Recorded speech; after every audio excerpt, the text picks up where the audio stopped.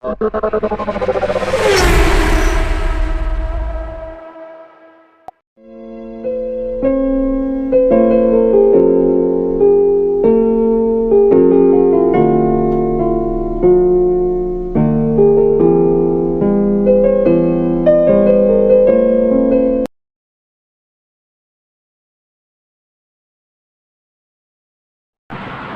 اليوم التاني راح الدكتور محمد عشان يسمع رأي مريم.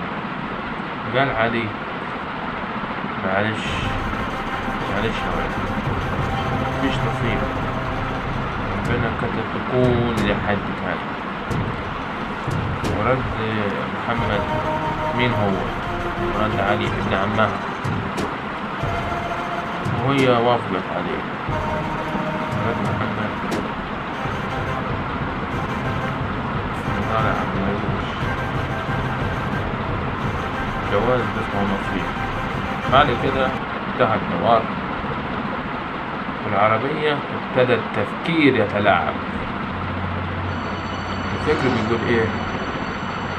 احمد احمد احمد، ومفيش غير احمد ده محشور في حياتي ليه؟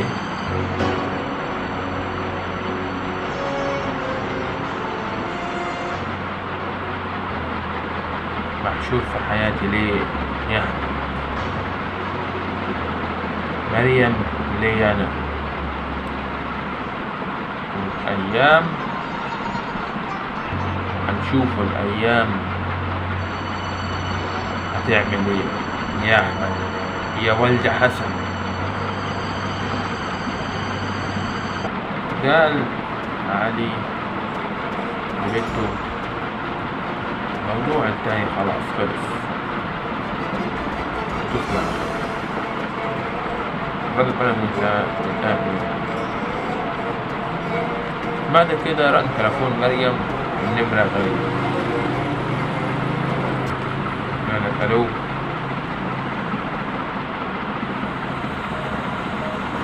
يا مريم مين معاي؟ طبعا هي معرفاش مين. طلع في المكالمة محمد. قال عارفة ليش يا مريم؟ قال لا، انت مين؟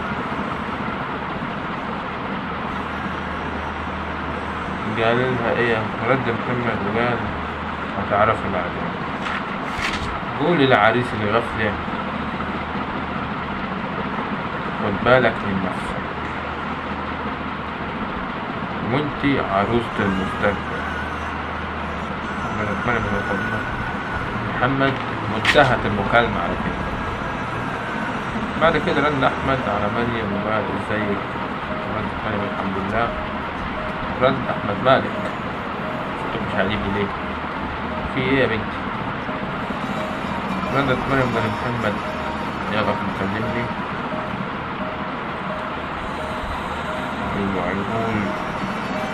يقول لك خد بالك من نفسك.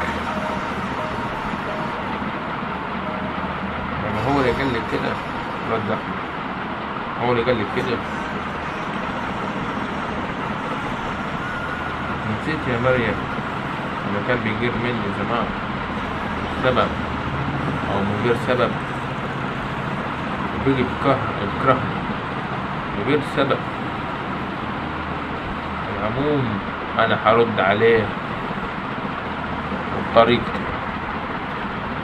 هرد عليه وبطريقتي.